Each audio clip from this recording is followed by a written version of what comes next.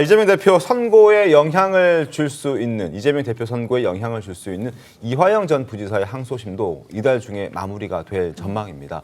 여권에서는 이화영 전 부지사 관련 진술이 계속 바뀌고 있다는 걸 지적하는 말도 나오고 있습니다. 어제 국민의힘 주진우 의원이 입장문을 냈는데 아마 이달 초에 허위 자백 이야기까지 나왔다는 것 같던데요. 목소리 한번 들어보겠습니다. 자백한 적은 있었죠? 그러니까 자백한 사실이 있죠? 그런 사실 자체가 없기 때문에 아니 자백을 했었냐고 묻는 거잖아요. 자백하지 않았습니다. 당시 설주한 이하인 변호사가 이화영 증인이 자백하는 그 조서 내용에 같이 서명 날인까지 했었어요. 수차례 말이 바뀌고 있다라는 주진우 의원의 지적이었습니다. 어떻게 보셨습니까? 아니 이화영 전 부지사의 그 수사 그리고 재판 이거는 작년 6월부터 해서 지금 자백 얘기가 그거거든요. 네. 이재명 당시 경기도지사한테 보고도 했고 뭐 이재명 당시 경기도지사가 보고를 받고 알았다 그러고 고개를 끄덕였다는 이 장면까지 본인이 검찰에다 진술을 했었는데 네. 곧바로 7월부터 그 말을 바꾸기 시작해요. 네. 7월 정도만 해도 사실은 그 말을 완벽하게 다 바꾸지는 않았어요. 그러다가 이제 7월 25일에 법정에서 부부간에 뭐 이제 서로 있었죠. 당신 네. 정신 차려라는 그 부인의 지적을 받기도 하고 그다음에 8월 초에 뭐 이제 담당 변호사를 이화영 담당 변호사를 교체하기도 하고 이런 과정들이 쭉 있어서 우리가 이화영 전 부지사가 그동안에 이 대북송금 문제나 아니면 경기도 스마트팜 사업비를 전 쌍방울그룹에서 대납한 문제에 대해서 어떻게 말을 바꿔왔는지 그거는 뭐 다 이렇게 관찰하고 있었잖아요. 그게 이제 지금 주진우 의원 말에 따르면 7차례다 이렇게 얘기를 하고요. 최근에는 뭐 그 술자리 회유 문제 네. 그러다가 이제 술자리 회유 문제에 관한 그게 도대체 언제 이루어졌던 일이냐라고 얘기하니까 정확하게 날짜 뭐 장소 이런 것도 계속 바뀌어 왔죠. 거기다가 가장 최근의 일은 또 매일같이 검찰이 회유했다 또 이렇게 나왔습니다. 뭐 이런 걸 비롯해서 이화영 전 부지사가 그 본인의 진술에 관해서 어느 정도나 자신 없이 또는 그때그때 상황에 따라서 바꿔왔는 거는 뭐 충분히 저는 저희들이 기록으로서 확인할 수 있다고 보고 저는 그 결과가 6월에 이화영 전 부지사가 9년 6개월이라는 1심 중형 선고를 받게 된 결정적인 요인이라고 보고요. 네. 자, 그리고 이제 10월 31일 뭐 며칠 안 남았습니다. 이제 2심 결심을 합니다. 네. 아마 2심도 뭐 제가 섣불리 뭐 단정하는 것은 아니지만 아마 1심과 크게 차이가 없는 것 아니냐. 왜냐하면 별다른 변수가 없었어요. 여기서 만약에 이화영 전 부지사 본인 주장대로 정말 네. 결정적으로 검찰이 회의에서 본인이 거짓말을 했다. 거짓말로 자백했다. 이런 게 단 하나라도 드러났다면 아마 지금처럼 2심이 빨리 끝날 수도 없다. 저 이렇게 판단을 하기 때문에 이화영 전 부지사의 진술에 대한 어떤 신뢰성 이건 이미 1심에서 거의 뭐 확정이 됐고 2심도 별다른 차이가 없을 것이다 이렇게 생각합니다.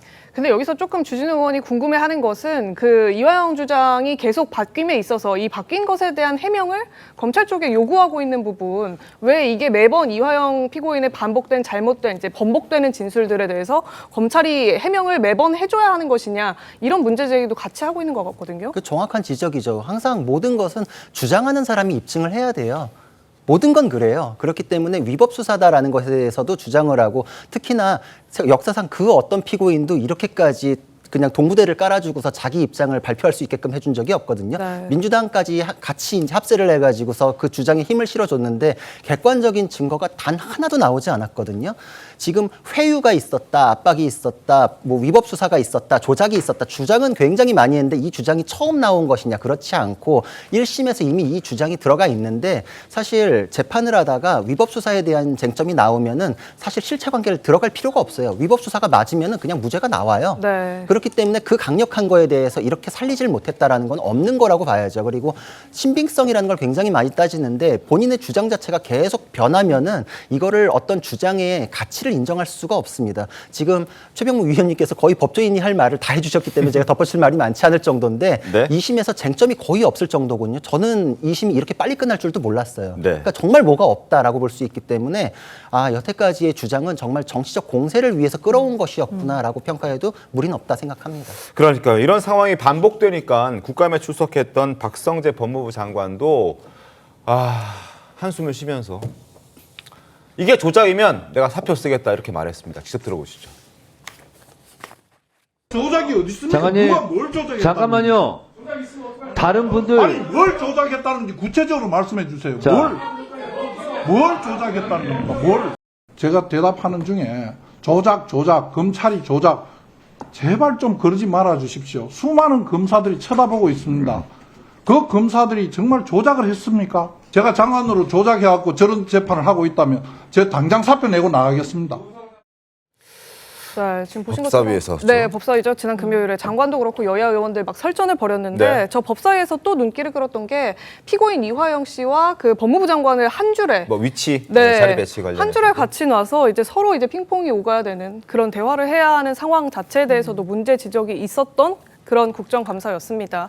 이 법무부 장관 보신 것처럼 검사들이 조작을 해서 저런 재판을 하고 있다면 장관으로서 당장 사표를 내고 나가겠다 이렇게 발끈했는데 어떻게 보셨습니까?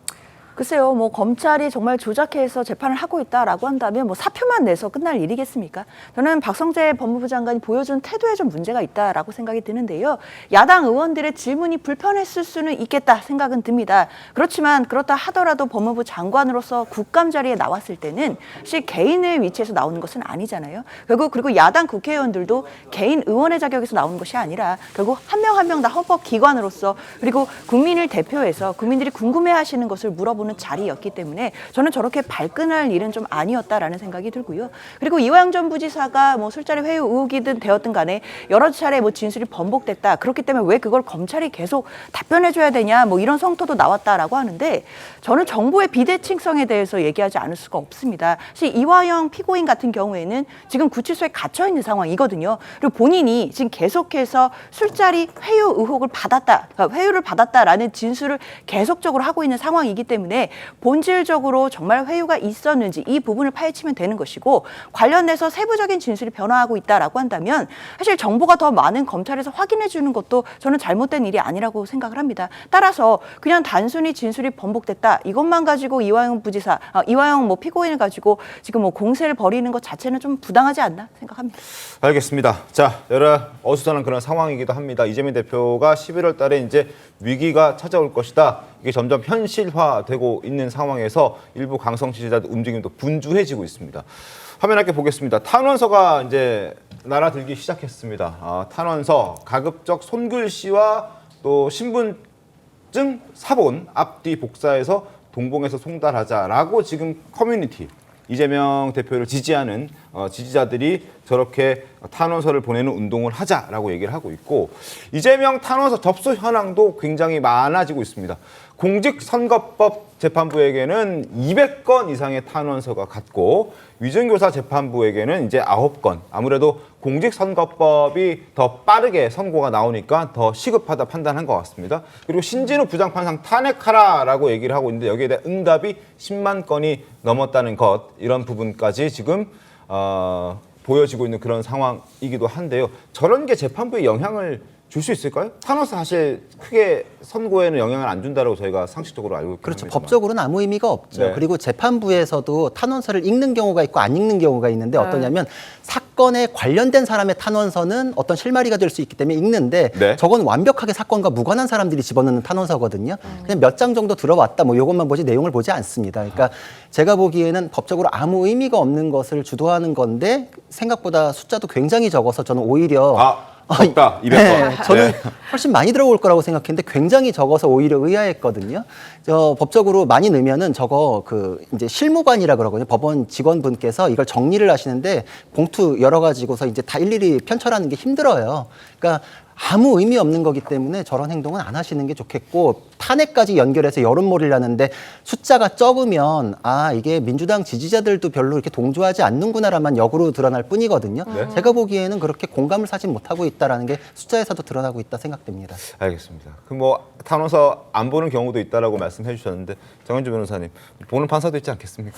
그렇죠. 일단 뭐 재판부에 따라 다를 것 같다라는 생각은 네. 드는데요. 재판부에서 당연히 탄원서가 들어오는 것 자체는 양형에 참작할 수 있는 사유가 되고 여러 가지로 또 고려해 볼 수 수 있기 때문에 재판부로서도 뭐 판결을 하면서 관련돼서 탄원서가 들어온 내용들 저는 확인해 볼 수 있다고 생각합니다. 그런데 이것이 직접적으로 재판 결과에 영향을 미치느냐 사실은 그렇게 보기는 어렵기 때문에 과연 재판부가 결국 11월 15일에 어떤 판결을 하는지를 주목해 보면 될 것 같습니다. 알겠습니다.